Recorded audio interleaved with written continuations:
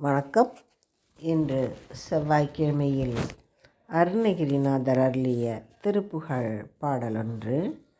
எல்லா விதமான கவலைகளிலிருந்தும் விடுபட, நிம்மதி கிடைக்க நல்ல வழி தோன்ற தினமும் 6 முறை பாராயணம் செய்து பலனை பெறுவீர்.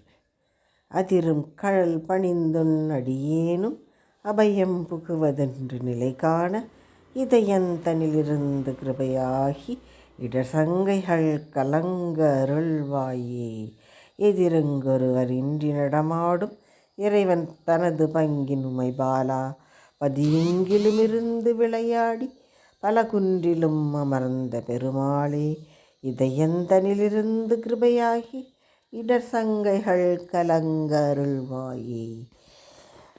ஓம் சரவண பவாய நம. பாடலை கேட்ட அனைவருக்கும் முருகனின் அருள் கேட்டு நன்றி. வணக்கம்.